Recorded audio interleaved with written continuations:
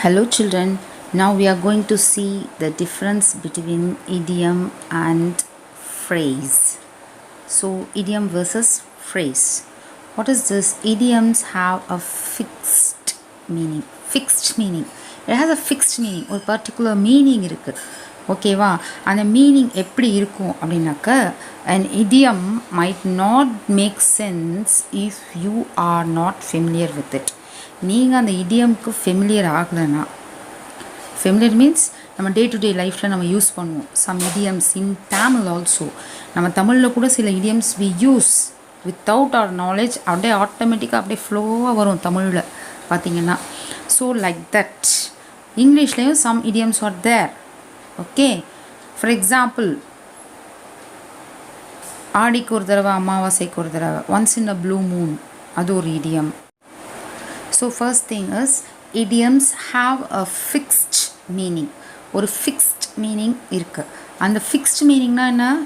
You should be familiar with that idiom. அந்த இடியம்க்கு நீங்கள் ஃபெமிலியராக இருக்கணும். அப்போ தான் உங்களுக்கு அந்த இடியம் புரியும், இல்லாட்டி புரியாது. ஓகேவா? First thing. Next come to this phrase. Phrases do not often have a fixed meaning. Fixed meaning இருக்காது ஃப்ரேசஸ்க்கு. சம்டைம்ஸ் அது இடியமேட்டிக் எக்ஸ்ப்ரெஷன்லேயும் வரும், சம்டைம்ஸ் இடியம் போல் வரும், சம்டைம்ஸ் லிட்ரலாக டைரக்டாக வரும். Okay, sometimes idiomatic expressions figurative எக்ஸ்ப்ரெஷன்ஸ்லேயும் வரும், அண்ட் தென் சம்டைம்ஸ் டைரக்டாக லிட்ரல் மீனிங்கை கொடுக்கும் ஃப்ரேசஸ். ஓகேவா? That's a difference. ஆனால் இது வந்து ஃபிக்ஸட், இது வந்து இப்படி தான் அப்படின்ட்டு இருக்குது, இப்படி தான் இன்டைரக்டாக தான் ஏதோ ஒன்று சொல்லிக்கிட்டே இருக்கும் இந்த இடியம்ஸ். ஓகேவா? டைரக்ட் மீனிங்கே இருக்காது இடியம்ஸ்க்கு, எப்போவுமே டைரக்ட் மீனிங் இருக்காது. இன்டைரக்டாக it will say something. Okay, like hide and seek மாதிரி. ஓகே, இலைமறை காய்மறை மாதிரி it will say something like that. Next, phrases don't often have a fixed meaning. ஃப்ரேசஸ்க்கு ஃபிக்ஸ்ட் மீனிங் கிடையாது. ஓகேவா? இப்படி தான் அப்படின்னு கிடையாது. Now come to the second point. Meaning cannot be understood by looking at separate words. செப்பரேட்டாக words பார்த்தீங்கன்னா you can find out the meanings. நீங்கள் மீனிங் கண்டுபிடிக்க முடியாது. அதாவது meaning, what is a meaning? அர்த்தம் வந்து ஒரு வார்த்தைக்கும் பார்த்தீங்கன்னா you can't find out the meaning, you can't understand the meaning. உங்களுக்கு அர்த்தம் புரிஞ்சிக்க முடியாது. அப்படியே இடியம்ஸ்னால் அப்படியே சேர்த்து idioms, group of words together, அவ்வளோதான். அதே மாதிரி இதுவும் same thing. Meaning cannot be understood by looking at separate words. இதுக்கும் நீங்கள் மீனிங்ஸை வந்து தனித்தனியாக வேர்ட் பிரித்து நீங்கள் பார்த்தீங்கன்னா you can find the meaning. ஓகேவா? Next, idiom falls into syntactic category of phrase. நல்லா கவனிச்சிக்கோங்க. சம்டைம்ஸ் இடியம்ஸ் ஃப்ரேஸ் மாதிரி வரும். ஃப்ரேஸ் எது மாதிரி வரும்? இடியமேட்டிக் மீனிங்ஸ் கொடுக்கும். Phrase can have an idiomatic meaning. So phrase வந்து இடியமேட்டிக் மீனிங் கொடுக்கலாம். த மெயின் டிஃப்ரென்ஸ் என்ன அப்படின்னு பார்த்தீங்கன்னா, வாட் இஸ் த மெயின் டிஃப்ரென்ஸ்னால், phrase can be easily understood. ஃப்ரேஸை ஈஸியாக புரிஞ்சுக்கலாம். டைரக்டாக இருக்கும், ஆக்சுவலாக மேக்ஸிமம் டைரக்டாக இருக்கும். சம்டைம்ஸ் இந்த இடியமேட்டிக் மீனிங்கில் வரும், சம்டைம்ஸ் இடியமேட்டிக் மீனிங்கில் வரும். மோஸ்ட்லி டைரக்டாக இருக்கும், ஈஸியாக புரிஞ்சுக்கிற மாதிரி இருக்கும் ஆக்சுவலாக ஃப்ரேஸ். பட் இடியம் இருக்குது பாருங்கள், idiom and idiom might not make sense if you are not familiar with it. நீங்கள் அது பரிச்சயமாகலைன்னா, நீங்கள் அதுக்கு வந்து பரிச்சயமாகலைன்னா, உங்களுக்கு எப்போவும் டே டு டே லைஃப்பில் நீங்கள் யூஸ் பண்ணிக்கிட்டே இருக்கிற மாதிரி இல்லைன்னா, you can't make sense out of it. நீங்கள் அதுலேருந்து உங்களுக்கு அர்த்தம் புரிஞ்சுக்க முடியாது. ஓகேவா? தட்ஸ் இட்மா. Okay, come to this chart. Now we shall see the rules for idioms and phrases. What is the rule? Its meaning. Idiom's meaning rises from common usage. Common usage means what? நம்ம day to day லைஃப்பில் காமனாக பொதுவாக use பண்ணிகிட்டு இருக்கிறதுலேருந்து தான் அதோட மீனிங்கே இருக்கும். For example, உன் கையை என்ன கட்டி போட்டிருக்காங்களா, கை மீறி போயிடுச்சு, like that you use to say இல்லையா, அந்த மாதிரி. Now the second point is idioms can be used even without a sentence to complete the meaning. Phrase-க்கு அப்படி இல்லை, it needs a sentence. Phrase வந்து needs a sentence. ஒரு sentence இருந்தால் தான் அதுக்கு ஒரு complete meaning இருக்கும். Now look at this sentence. The sun is a subject and rises is a verb. and in the morning is a phrase. Okay, already we have seen this sentence before.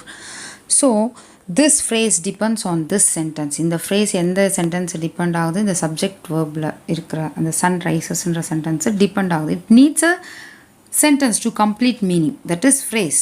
Okay, it's not in the case of idiom. Without a sentence, even without a sentence, you can use this idiom and it has a complete meaning also. For example, look at this sentence. Now look at this sentence. It's a piece of cake. What is the meaning of this? It's a piece of cake. Something easily done. அது easy தூசிப்பா. It's a piece of cake. Okay, அது பயங்கர ஈஸியான வேலைப்பா. It's a piece of cake. அதெல்லாம் ஒரு மேட்ரா சொல்லுவாங்களா? It's a easy, it's a very easy தூசி. Okay, it's a piece of cake சொல்லுவாங்களா? இது we used to say in our day-to-day life. ஓகேவா? Now look at the example here. What we have, the situation is getting out of control. What is this? This situation is getting out of control. The situation கைமீறி போச்சுப்பா. situation is getting out of control. அந்த situation, அந்த சூழ்நிலை எனக்கு என்ன பண்ணுறதுனே தெரில, என் கைமீறி போச்சு, எல்லாமே போச்சு. So is getting out of hand is an idiomatic expression. இந்த idiomatic expression எங்கே வரலாம்? It comes under phrase.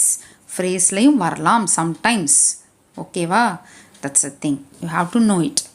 Okay, look at this point. Phrase can have an idiomatic meaning. அதுதான் நம்ம இப்போ பார்த்தோம். ஓகேவா? the situation is getting out of hand. situation கைமீறி போச்சு இப்போ பார்த்தோம் இல்லையா? that sentence. so இந்த ரூலை it follows. ஓகேவா? next, now look at this rules for idioms and phrases. the first point is its meaning arises from common usage. காமனாக use பண்ணுற usage, day to day life usage, day to day life லாங்குவேஜ்லேருந்து we use idioms. Can be used even without a sentence to complete the meaning. It's a piece of cake. It's a piece of cake. So it's very easy thing to do, something easily done. Okay, next, come to this phrase. It's a small group of words that have a meaning when taken together. It's a small group of words. getting out of hand, getting out of hand. So it's a group of words have a meaning when taken together. getting out of hand சேர்ந்து இருக்கும்போது it has a meaning. okay, need sentence to complete. ஒரு sentence தேவைப்படுது. ஓகேவா? that's it. I hope you understand this video well. God bless you all.